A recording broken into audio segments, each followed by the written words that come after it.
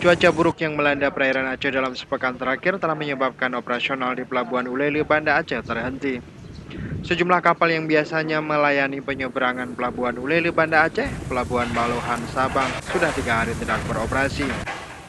Akibatnya ratusan truk yang mengangkut sembako dan kendaraan pribadi telah menumpuk di Pelabuhan Ulele. Sejumlah supir truk pengangkut sayur-sayuran mengaku khawatir jika cuaca buruk berlangsung lama, maka muatan barang mereka akan membusuk.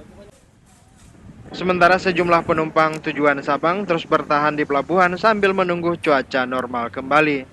Berdasarkan data dan informasi Badan Meteorologi dan Geofisika BMG Stasiun Blang Bintang Aceh Besar, tinggi gelombang di Selat Malaka dan Teluk Sabang mencapai 3 meter.